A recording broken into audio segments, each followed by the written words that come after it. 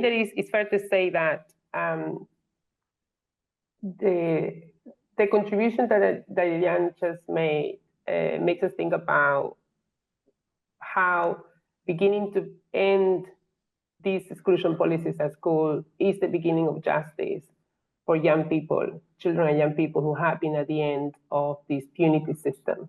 What I'm going to do now is that I feel that before we go into the next panel, it would be good to have a little bit of context in terms of data, and that's one of kind of making, perhaps bringing some more information on how bad things are.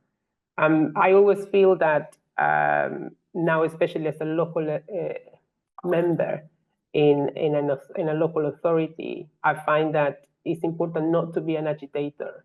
It's important to have leadership and to have this very real, honest talk. And I know that this is the audience today, where we are all in the same page as to how we want to make sure that this comes to an end for young people. I'm going to just show you a quick presentation which has just some data, because I don't want to make a mistake and then tell you the wrong number. So let me just think of my co-host. I can just go share. I can see wonderful people arriving already who are ready for our next panel. So I'll just take a very brief few minutes, if that's okay, just to share with you how the situation of what's happening now in terms of numbers. So just to give you a little bit of context, so with the mental health, sorry, I can hear my WhatsApp. I hope it's not bothering everyone. Now Gov UK data tells us that there are between, sorry, 1 second, I just lost my, yeah, there you go. Right, so let's start with just giving you a little bit of context as to how is it that we have got here. The exclusion policies, including suspensions, have been used for decades, so it's not nothing new. In 1986, the Education Act gave head to teachers for more powers to exclude pupils. In 1997, the Labour government attempted to reduce exclusion by introducing behavior support plans, but also encouraged the zero tolerance policies in response to high-profile incidents at the time. In 2010, the Conservative government promoted academy schools, many of which adopted stricter behavior policies, leading to increase in exclusions.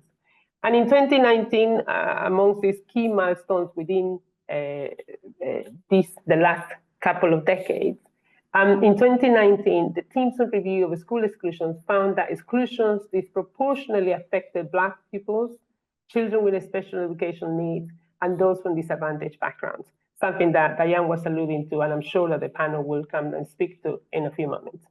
Now, just to give you a bit of a headline in terms of what are the figures for just one term. A lot of people don't know that suspensions and exclusions happen almost on a daily basis across the schools in England. Now, this data that you see here is just for one term. So there were 346,279 suspensions, and these are recorded suspensions, because a lot of people that are here today will know that not all the suspensions or exclusions get recorded, and that is part of also of the issues that we're having as almost like a loophole in the data. The schools don't have the obligation, or it's not mandatory to them to tell parents when they are suspending the children. They can just send a note, but they're not obliged to tell you or to report to you. So this data is alarming, but it's not all of the data. There could be more. That's just one term. In the whole academic year, between the data, between the autumn 2023 to autumn 2024, there were 1,133,500 school suspensions that were recorded. This is what we know has been recorded. There could be many more. And 13,545 permanent exclusions. Now, why are children and young people being suspended or excluded? Persistent disruptive behavior accounts for 50% of all reasons given for suspensions, and 36 of these reasons are given for permanent exclusion. Now, persistent disruptive behavior is the biggest issue on these school behavior policies. And we're going to hear from the panel next on how persistent disruptive behavior includes talking in line, asking even too many questions in class, the simple things like just saying even hello to your friends in line or while you work in the school, or even forgetting a school kit. So we're talking about very, very, very difficult, very strict systems which are not allowing our children and young people, I would say personally, even to connect with friends, because there is an expectation that they have to be quiet, there's an expectation that they cannot interrupt. I've heard examples of where a young person was in class and the teacher was writing something on the board and there was a spelling mistake and the child said, "Miss, I think there is a typo," and the teacher gave 30-minute suspension for interrupting and being distracted. So that is the type of policies that we are having at the moment in the schools. I just realized that my light went off. I'm going to switch off my camera very quickly just to switch off. I'll be back in a few seconds. Sorry, John. No problem, Claudia. That's totally fine. Yes. I think these statistics and the reasons for exclusions, it's just completely shocking. Completely shocking. Thank you. Thank you. Oh, thank you, Claudia. I'm in an environmentally friendly building. It should be. So yes. the light switches off every 25 minutes. So it will happen in 25 minutes again.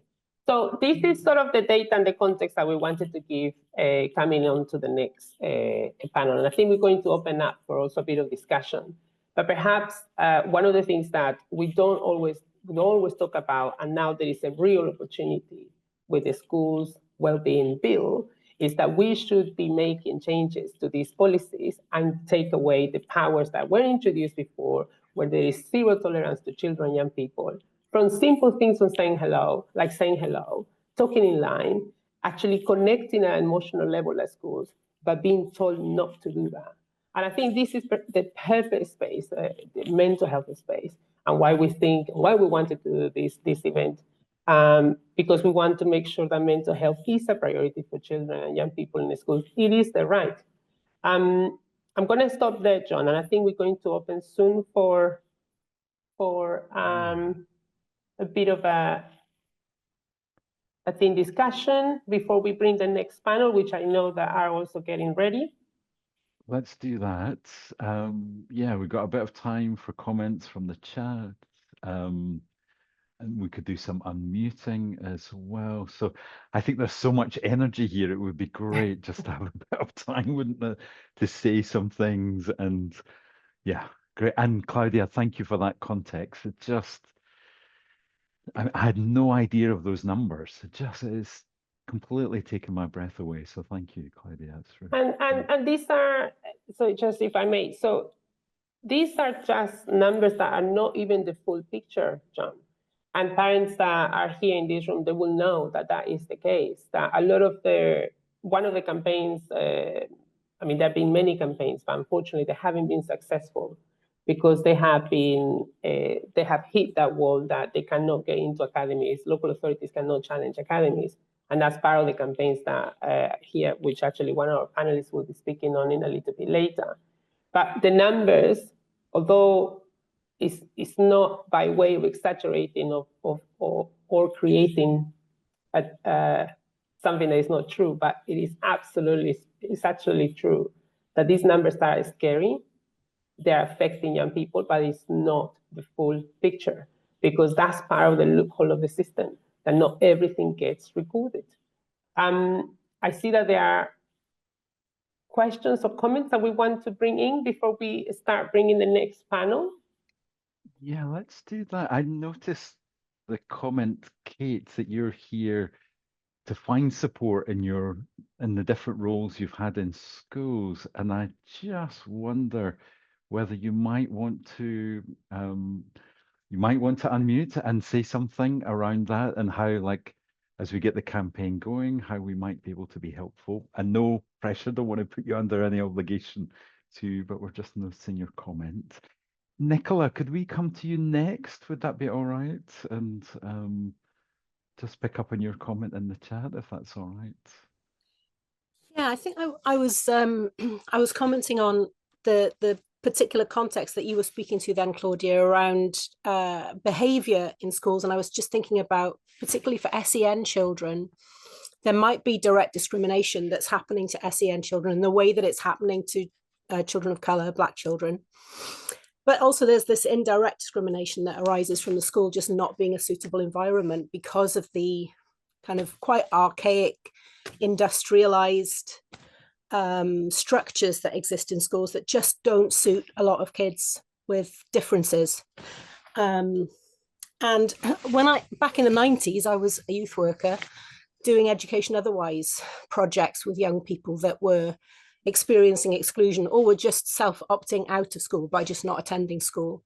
And education otherwise was a provision for those kids that school doesn't fit. And it just seems like that just went nowhere, that never developed. And why is there no provision for personalizing education, really, in response to the needs of children? I think that's that could be a centralized change, that education otherwise could be a legitimate way of responding to the needs of SEN kids, rather than discriminating against those SEN kids by trying to force them into an inappropriate system. Nicola, thank you for bringing that up. I have to be, so being brutally honest, I had not realized or known how terrible the situation is for SEN kids and their families. Truly, I had no idea. I knew it was bad, but I didn't know it was so systematic. And as you say, I fully believe what you say and I support what you say in terms of it's discriminatory. Here in Hackney, we have brought even a deputation just last week. My colleague brought a deputation about how SEN kids are even put at a very low scale of housing needs, which is again another part of the issues that contribute to behavior at schools. So if I understand correctly, if I have the numbers correct, I think it's 50% of children, young people who are excluded that have SEN needs, or even, which is part of the arguments that we're making here in the council, is that some of the children, young people are even excluded before their assessment plan, health assessment plan is done. And that is unacceptable. It can't be that we are excluding children, young people that are waiting for an assessment and we still exclude them. So that is the fundamental change that needs to happen. And I have to say, and I feel a huge responsibility now as an elected member that now we know this truth. It's absolutely shocking to know, and absolutely we need to keep pushing for that. So thank you for bringing that, Nicola. Thank you, Nicola. Really appreciate that too. And thank you, Claudia. Yes. Look, can we come to Sean next? Would that be all right? And then, yeah, Sean, let's see if we can open your mic. And Hi, thank you for letting me speak. I'm a governor as well as a councillor in my local constituency, and so I see it from both angles. I'm extremely frustrated as a governor because I find the school, I'm at an academy school, and its exclusion policy is shocking. But they're very clever about how they phase things. They call things reflections, and that means a whole day suspension. And one thing that I really focused on a bit is what was mentioned earlier was about school uniforms and things like that, and getting excluded for things like that. One thing that schools don't pick up on is poverty. Every item of clothing in my son's school, for example, has to have a logo on it. Backpack, blazers, shirts, PE shirts, and you can only buy that from one place. So this one place charges a fortune, and families just can't afford it. So they get excluded, and every single day they go into reflection, and then every single day they just get more and more bewildered by what's going on, and they just want to stop going to school. They don't enjoy it. Sean, thank you. And so we are colleagues. You're a councillor in your local authority. Nice meeting you. Yeah. So I'm also a former school parent governor, and the frustration that we felt at the time was how little conversations there were between the challenges that the school had, the lack of funding, and also how the school potentially wouldn't necessarily match the offer that they have for the school. At the time at the school where I was a parent governor, they didn't have as many terrible issues with the school behavior policies. I think it was one brilliant school, but they didn't have stuff about styles. And actually that school has closed down now, which is again another frustration that we're having, because there is not, there is almost like a wraparound issue, all these levels of, in terms of housing, you know, why schools are closing, what happens with STEM children, where do they get the support? So then that early intervention. But I wanted to say, in terms of the school behavior policies and uniforms, we hear horrendous stories about children being given 30 minutes, an hour suspensions for not having the right color of socks, for not having or not bringing the educational kits. So sort of like, you know, I've seen young people having panic attacks because they've forgotten or they can't find the right pen, color of pen that they need to use, which is very specific. And that brings, although the argument is that if we have a uniform and everyone uses the same material or the same tools and resources, then it means that parents don't have to worry about buying uniform and having brands for young people, etc. However, the strict measures of when a child forgets the uniform is what's creating a lot of anxiety.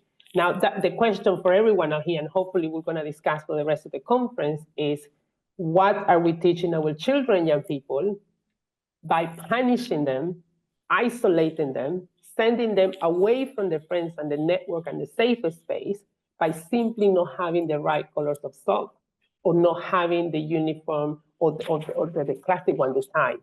So what is really the education system in the UK contributing to people's mental health by teaching them that forgetting or making a mistake once can take you to be isolated, excluded, and discriminated. So thank you so much, Sean, for bringing that. But I think it's food for thought. I hope that today, and you can see the passion I have because I've seen it as a youth worker, I've seen it in my own children. I don't think as a mother I will ever overcome seeing my kid having a panic attack because he couldn't find the right pen because he knew he would get an hour detention. That is absolutely unacceptable. But I'm not just speaking here for myself. This is a wide issue, and you know, the room and the strength of feeling in the room shows that. So thank you, Sean, for bringing that. I think we're going to have a couple more. There's a lot of hands. So this yes, let's do a little more. This is Thank you, very Sean. lively. Yes, I think we do feel very strongly about this. Absolutely.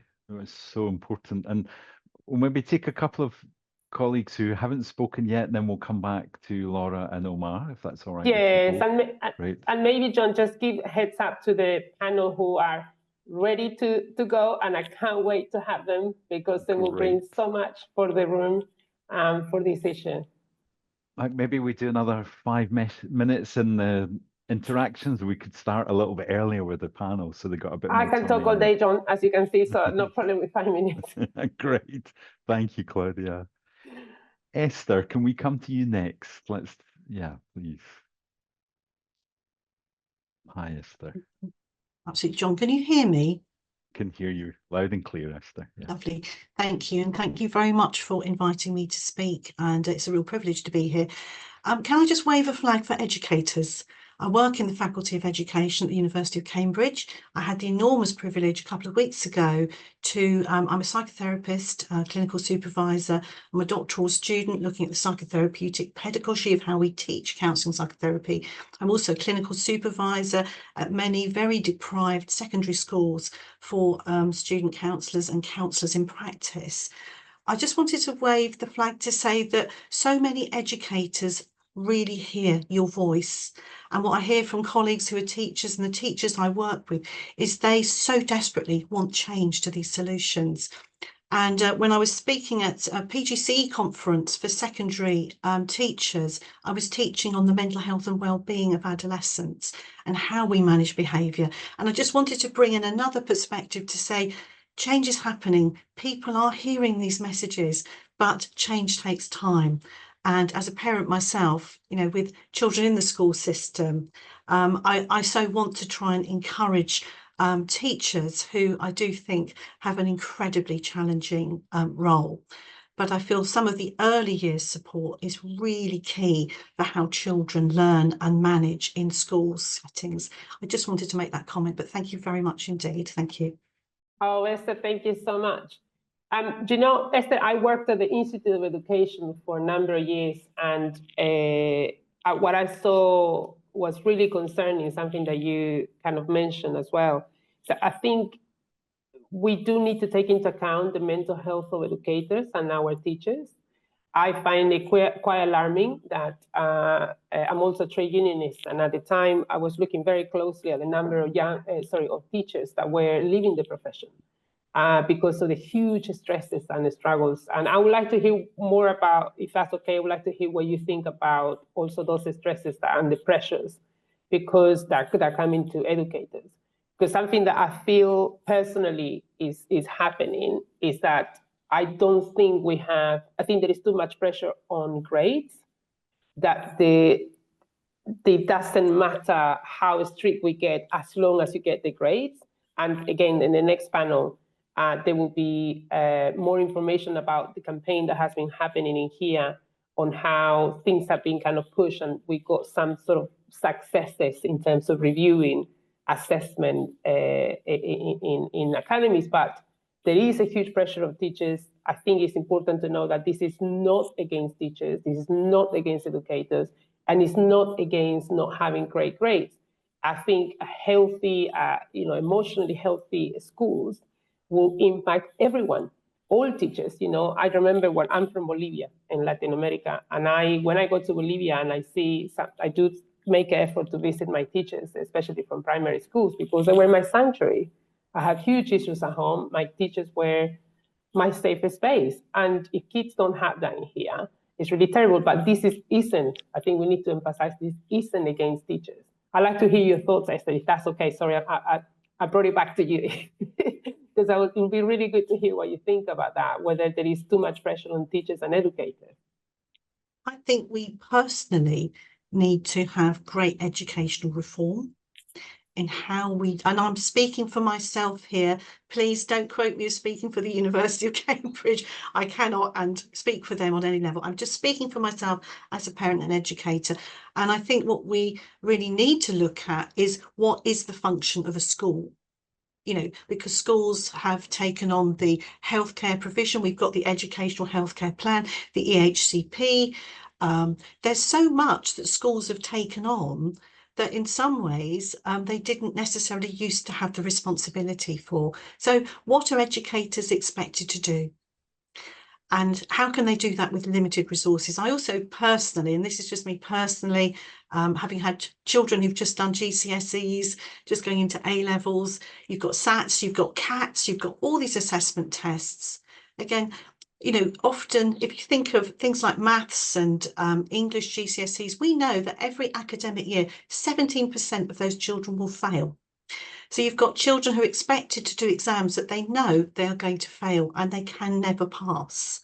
Why are we setting up an education system that doesn't allow children achievement on different levels? And that's just my thoughts on achievement and education assessment. I think we need to have a really big review and look to see what works in other countries. You know, what do other countries do that perhaps we can think of differently? I mean, as I said, these are my personal views.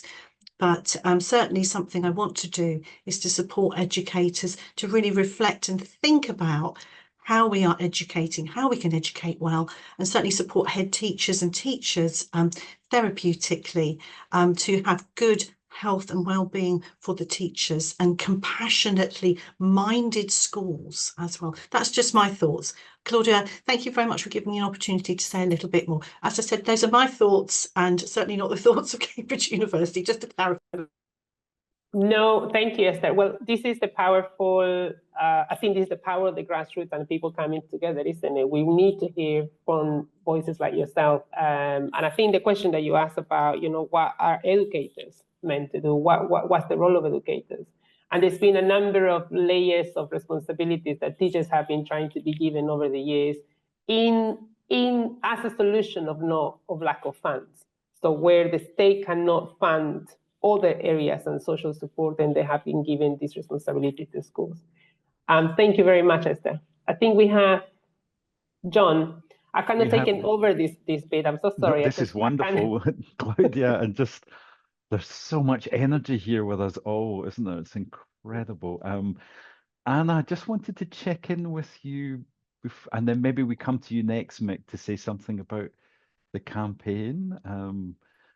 Anna, noticed you had your hand up earlier, and no worries if we've kind of missed that moment. So, Mick, do you want to say something about the campaign document? Yeah, And I then- just wanted to say, I mean, it's amazing to hear so many different views and so many different ideas.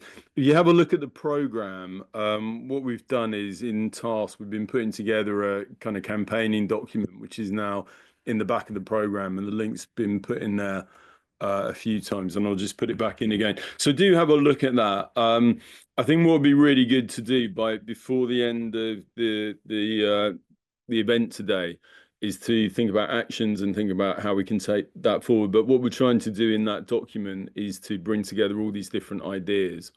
So have a look at that. If there's things that we need to add, get involved, and we can use that as the basis for a campaign. But we'll come back to that, I think, at the end. It'd be great to come back and think about what it is that we need to do.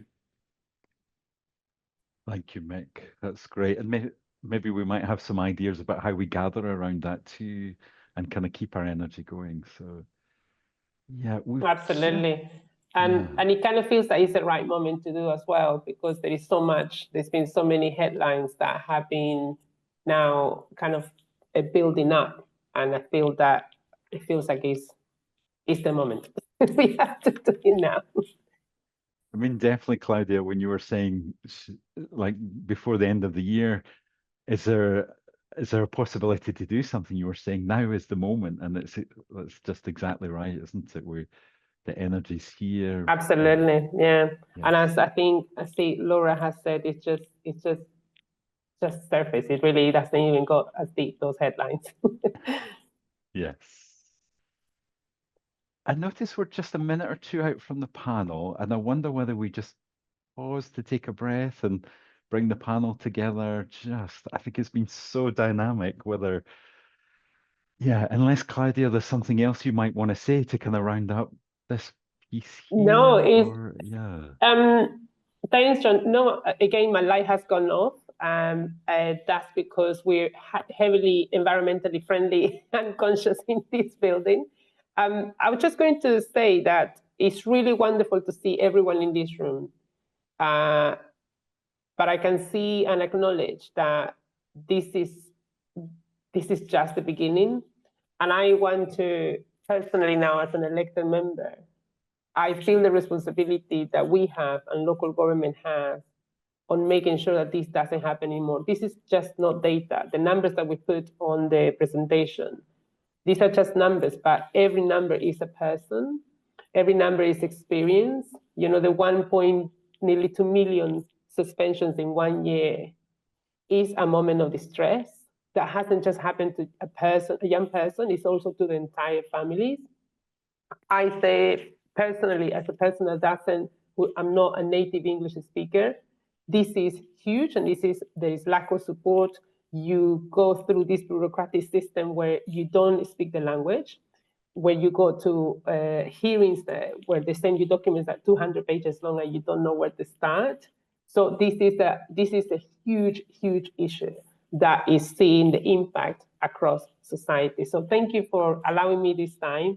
I'm very grateful. And thank you to you, John, to Mick, and to Cassandra, because when this issue began in Hackney, when we started working on it, but mainly my colleague, Councillor Penny Root, who's speaking to us soon, I immediately messaged you, and I was really, really humbled, and I felt the love that you immediately responded, saying, absolutely, let's do this event. So thank you for that, because this is really, really brilliant. And thank you to everyone. And let's keep working. I do like a bit of a fight, so let's keep going with this. Let's get stuck in.